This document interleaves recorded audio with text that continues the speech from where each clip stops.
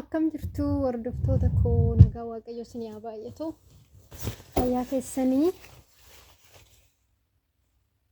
kaameraan kiyyaa badaa mul'atu. Sorry isiniin jedha. Fayyaa keessanii nagaadhaan nagaa fayyaa galata rabbii.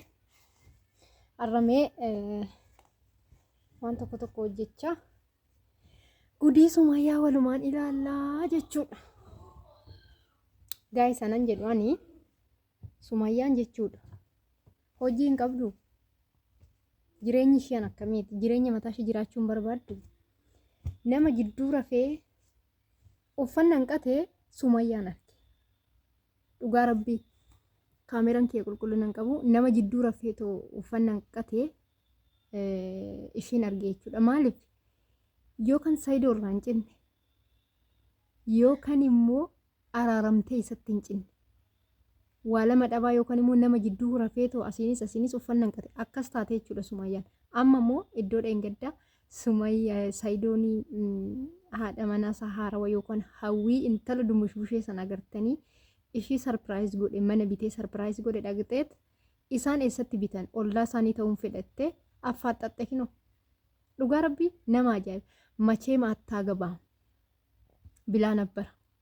Saayid macheem aayaa gabaan bilaa nabbara ihoo argachuu na ajaa'iba dhugaa rabbii. Inni wanni gaafii natti ta'u bakka illikiin ishii illikii miti.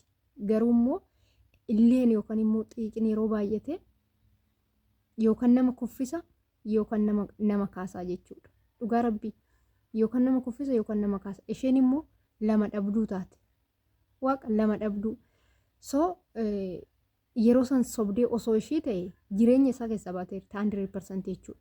Dheengaddaa amma gaafa akkasitti boolee keessa taa'ee uffata bitee viidiyoodhaan mul'isee ishii kadhachaa ture sani itti qoosaa turte ishii. Osoo Saayid akka ishii kana akka ishiin Saayid goote kana Saayid deebisee ishii taasisee gocha akkana irratti raawwatee jireenyumaan waan jiraattu natti fakkaatan. Garuu yeroo namarratti raawwattu ishii gammachiisa. Kuni garuu hin ta'u. Innaa kabajamtoota koo guutumatti maal isiniin jechuufi dhugaa malees nama miidhuun karaa nama hin dabarsu. Cubbuus immoo namarratti raawwachuun rabbi fuulduratti nama gaafachiisa.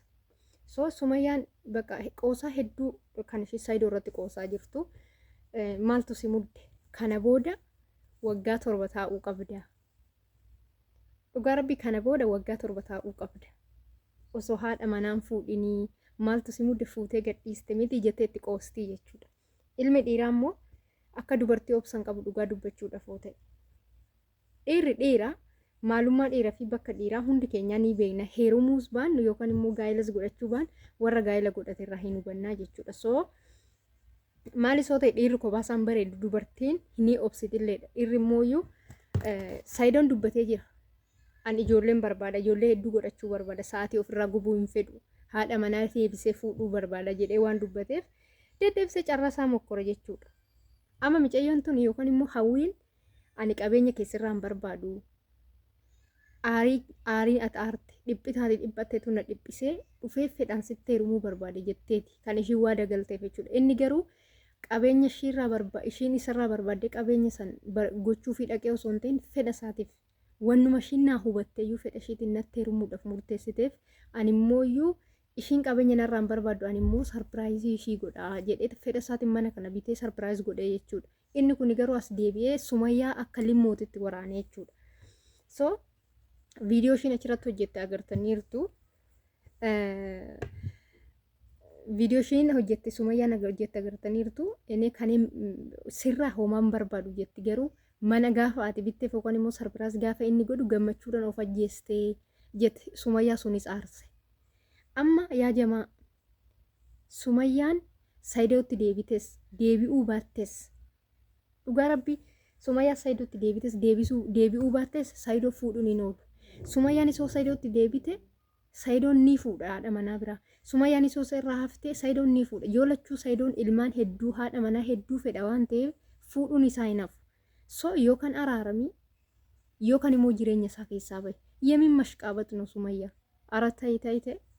Dhugaa rabbii yemiin mashqaabat no. Viidiyoon keenya yuutuubiin keenya xiqqaadha namni si biraan ga'u hin jiru garuu amma dandeessanii sheer godhaadha. ታየሚን መሽቃበት ነው አንድ ውሳኔ ወስኝ ዱጋ ረቢ አካስን እንጀ ዶፍቶታ ኪያ yeroo tokko garaan qurxii hin qabne diina abbaatii jedha Oromoon yeroo mammaaku. Garaan qurxii hin qabne diina abbaatii kan jedhanii kan akka garaa Sumayyaa yookaan immoo kan akka qalbii Sumayyaa kanaa jechuudha. Maaliif seetanii yeroo roozaa wajjin dhufu kaayootaachuu nuuci jedhanii ni ture. Kaayootaachuu wadichaallo kazaaree በኋላ ብላ ድጋሜ ደግሞ እሱ አረብ ሊያገባ እንትን ሄዷል። የመን ሲሄድ ተከትሎ ሄደች። መቼም አታገባም ና ብላ አስቀረችው ከሷም ማለት ነው። እሺስ ዲሴ ዴቢ ጋፈኒ ዲሴ በቃ ገመዴ ጆለት ይየን አርገዴ ሲጦታ ቢቴፊ ዱፌ ቦሌ ገሁ ጉያ ዱፍቱ ሙርቴ ሲነቲ ሜት ሸወዱ ፊ በራ ጋፈኒ ዱፌ ቪዲዮ ገዲሱ አቼጋ ገነማ ካሲያ ከገልገላ ኤጋ ኦሉ ህንጡፍ ነሺ ሸወዱ ለካ ማሊ ፈፍቴ ኮኒ ሙአከል በቃ ወርዱፍቶኒ ሺቲን ቀየምነ ኮን ወርዱፍቶኒ ሺቲን አሪፍ ማልየትሞ አረባ ወጂ ዋን ዱፌፍ ሃዳ መና ሃራወሳ ፊዴ ዋን ዱፌፍን ሀፌ no sayidoon fideen doon sababa kun kana ammoo hundi keenya ni beekna hunda keenya fuunii galaa jechuudha. So yoo namni tokko sodaa rabbiif jechan kana godha yookaan immoo rabbii kiyyaaf ijoollee kiyyaaf jechan aarsaa kana kaffala jedhee waan tokko murteessee ofitti fudhata miti jamaa. So ijoollee kiyyaaf jechaa fi rabbiin itti amanuuf jecha ijoollee isaa ilaaluu jettee osoo miidhamteeyyuu miidhama shiisan. Sayidoon immoo yeroo 2-3 moor irra deddeebi'ee dhiifama gaafateera. Badiisaa ta'uu dhiifama gaafateera. Dhugaa rabbi dhiifama gaafateera. Inna badiisaa saniif immoo inni daa'ima kiyyanatti agarsiise doosoo akkasitti boo badiisaa sanaafuu hundumaayyuu dhiisee jira. Baqa rabbiif jechaa fi ijoollee tiyyaaf jecha dhiisee jira jettee osoo ijoollee sanitti agarsiiste ishiin jagninnati akkamiiti jagna akkamiiti Sumayyaa. Har'a immoo baqa lafa duwwaati Sumayyaa ጀግና ማለት አያስፈልግም። ምክንያቱም በጣም እያጠፋችና ፈጣሪን በጣም እያዘዘነች ስለሆነ ማለት ነው።